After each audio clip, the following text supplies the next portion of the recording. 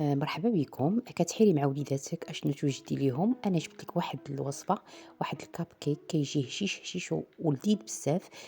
بيضه وحده خرج لي 12 حبه بدون دقيق، هذا هو المهم، ما فيش دقيق نهائيا. كنضيف له واحد المزيج كيزيد واحد البنه واحد اللذه، وغني بزاف بزاف. كنتمنى وصفات اليوم تعجبكم وتنال الاستحسان ديالكم، وما نطولش عليكم ونمشيو مباشره للمقادير وطريقه التحضير.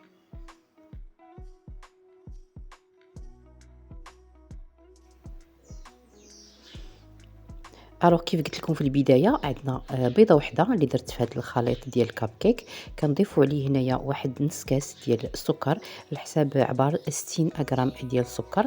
غادي نضيف له واحد ساشي ديال الفاني حساب 7 غرام، الا عندكم السائله كديروها. غادي نضيفوا له واحد رشيشه ديال الملحه.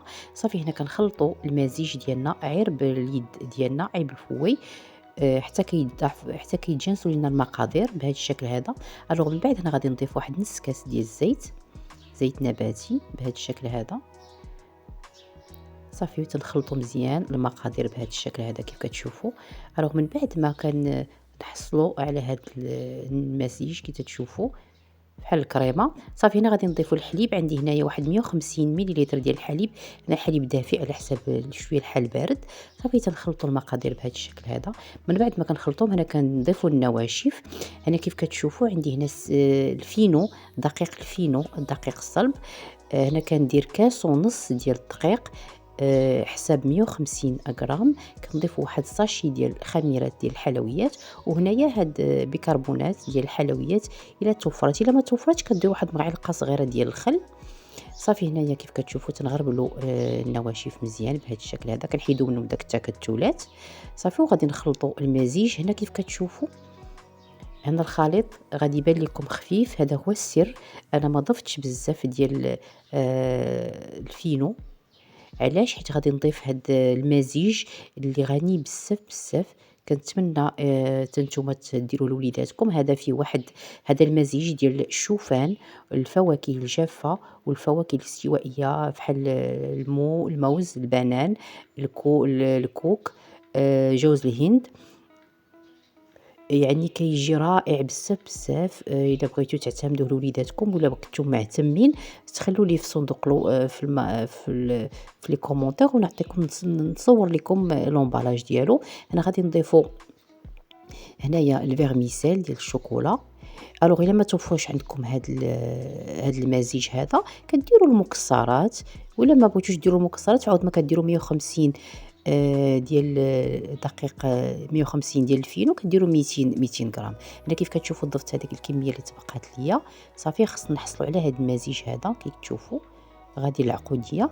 هنا بالنسبه ليا هنايا انا وجدت القالب اللي درت فيه هاد القويقطات اللي كنديروا فيهم الكاب كيك. كيف كتشوفوا هنايا راه 12 الحبه.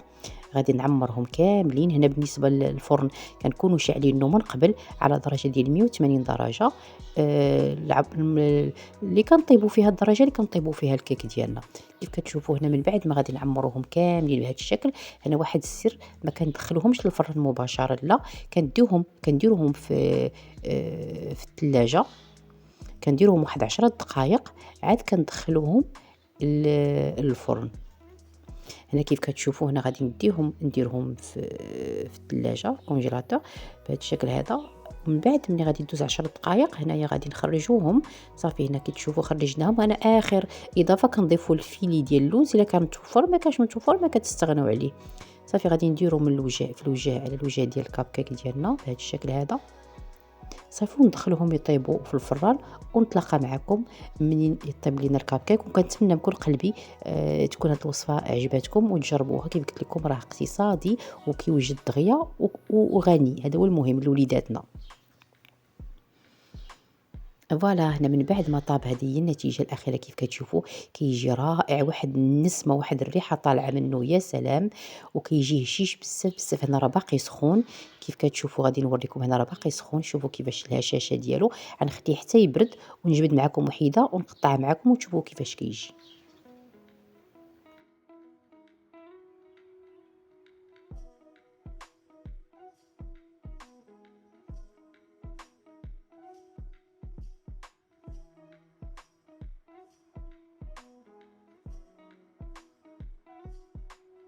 وراه غادي نقطع معكم واحد الوحيده باش تشوفوا كيفاش جا، راه جا هشيش بزاف بزاف ومهوي من الداخل. كنتمنى وصفات اليوم تعجبكم وتنال الاستحسان ديالكم، ولا وصلتوا معايا حتى لهنايا الله يجازيكم بخير. ما تنساوناش في لي كومونتير ديالكم الزوينين وهذوك لي لايك اللي كيخليو الفيديو يتقترح. وشكرا لكم بزاف بزاف من كل قلبي، كنشكركم. كنشكر الناس الجداد اللي تزادوا معايا في القناه، والناس القدام كنشكركم بزاف. وبلا بكم حنا راه ما كنسوو حتى شي حاجه صراحه. كنتمنى ما نكونش ثقيله على قلبكم، وخليتكم في رعايه الله، وبسلام عليكم.